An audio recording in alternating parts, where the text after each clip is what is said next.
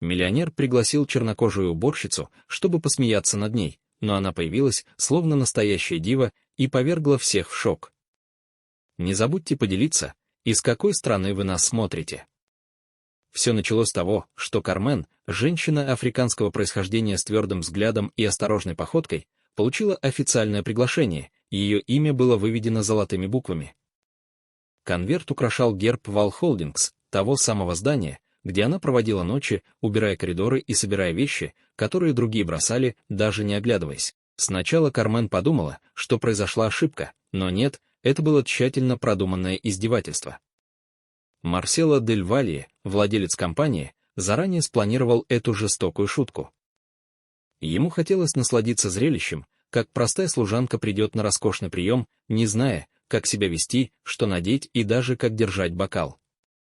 Но Кармен была вовсе не той, за кого ее принимали. Всю жизнь она тяжело работала, одна вырастила 2 детей и прочитала больше книг, чем Марсело держал в руках за всю свою жизнь. Однако мир относился к ней так, словно ее не существовало, словно цвет ее кожи, возраст и рабочая форма определяли ее судьбу. Это приглашение не было знаком уважения, это был яд, завернутый в бархат.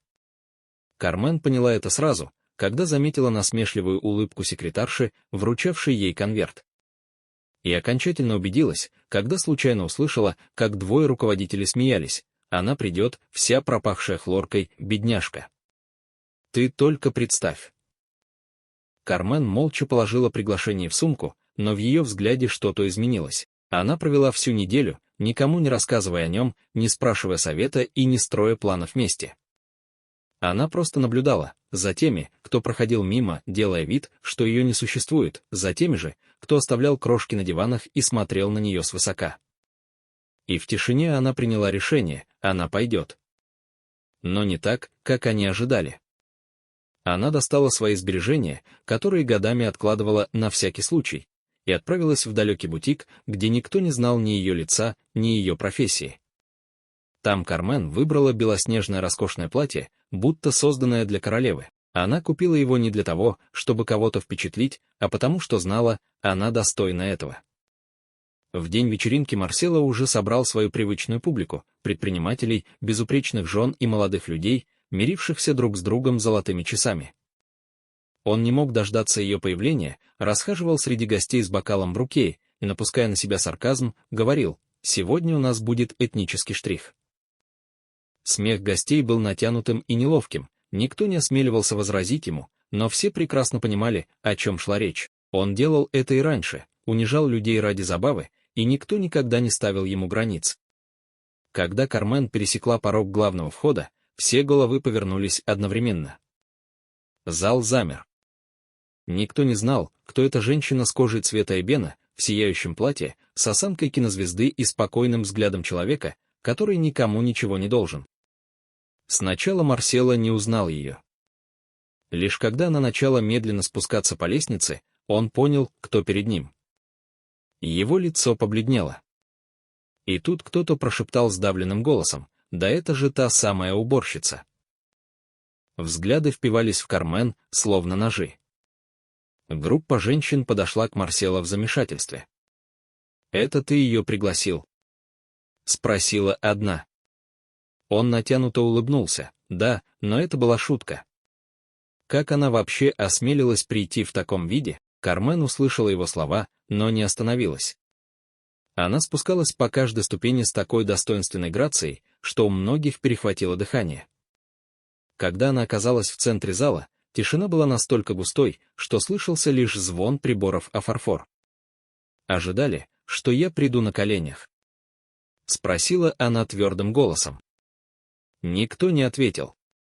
Марсело попытался вернуть себе контроль, фальшиво рассмеялся и сказал: «Ну-ну, похоже, кто-то жаждет внимания. Это всего лишь частный ужин, а не костюмированное шоу». Но его смех звучал слабо и неуверенно. Кармен посмотрела ему прямо в глаза и спокойно произнесла: «Не волнуйтесь. Я пришла не просить чего-то.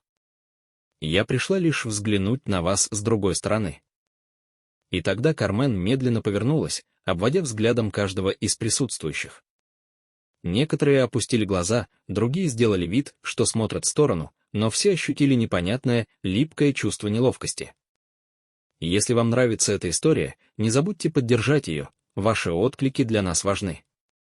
Но едва напряжение начало спадать, как к Кармен подошла женщина с бокалом вина и ядовитой улыбкой.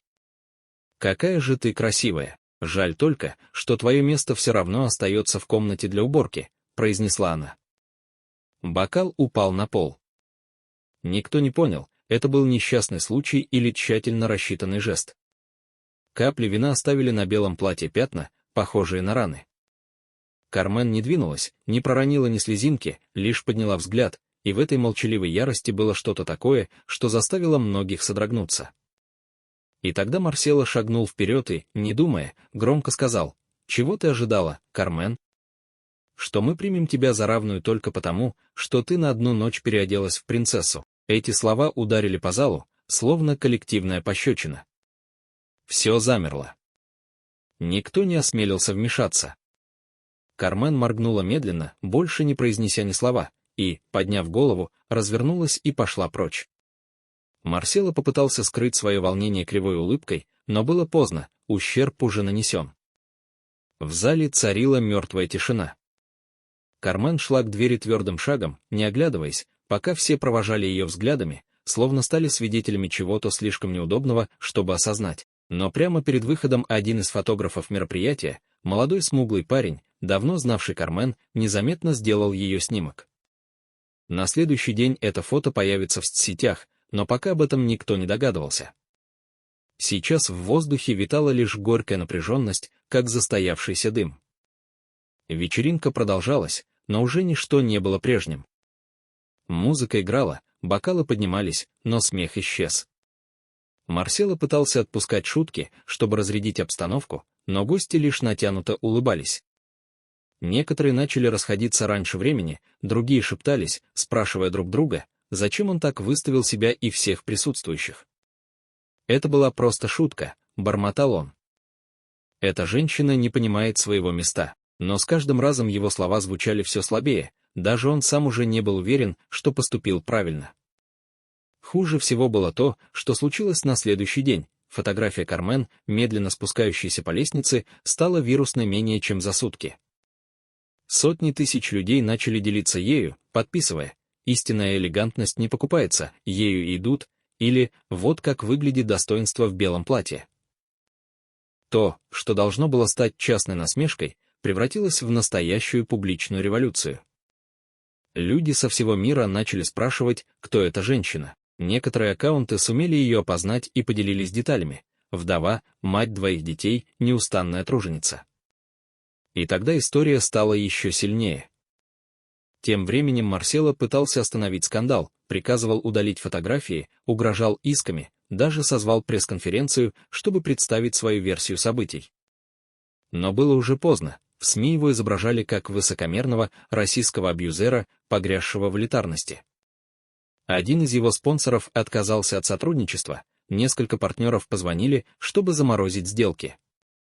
Хуже всего для него было то, что начали говорить сами участники вечеринки. «Я был против, но не знал, что делать», — признался один. «Это было жестоко, он все спланировал за несколько недель», — сказал другой.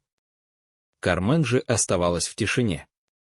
Несколько дней она не давала интервью, ничего не публиковала, продолжала убирать, как и прежде.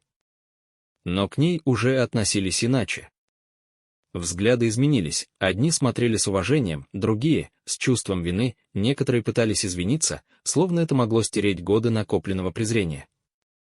Но то, что по-настоящему сломало что-то внутри нее, была анонимная записка. Девочка 12 лет написала: «Сеньора Кармен, когда я вырасту, я хочу ходить так же, как вы. Спасибо, что показали мне, никогда не стоит опускать голову». Тогда Кармен приняла приглашение от телевизионной программы, не для того, чтобы отомстить или прославиться, а чтобы рассказать свою правду. Она говорила спокойно и твердо: «Я не хотела идти на этот прием, но устала от того, что люди вроде меня вынуждены прятаться, лишь бы не мешать тем, кто считает себя выше. Я надела это платье не для того, чтобы понравиться им. Я надела его, потому что тоже заслуживаю быть красивой». В конце ее речи вся студия поднялась со своих мест. В ту ночь ее история стала символом уважения и достоинства. Марсело был вызван для дачи показаний в рамках расследования о дискриминационном преследовании в своей компании. Несколько бывших сотрудников начали давать показания о похожем поведении. Образ, который он создавал годами, рухнул за одну неделю, партнеры отказались от него, его исключили из деловых мероприятий, и ему пришлось продать часть компании. Никто не решился публично его защищать. Человек, который считал себя неприкасаемым, оказался выставлен на показ перед всем миром, не как миллионер, а как пустой человек, живший предрассудками и высокомерием. Тем временем Кармен связалась с женской организацией, предложив стать лицом программы, посвященной образованию и самооценке для пожилых женщин. Она приняла это предложение с благодарностью, не оставляя своей работы, но теперь ее голос слышали тысячи. Ее дети, которые всегда восхищались ею, обняли ее со слезами гордости. Люди начали останавливаться на улице, чтобы поблагодарить ее, но Кармен отвечала только: «Я не сделала ничего особенного. Я просто не позволила себя растоптать».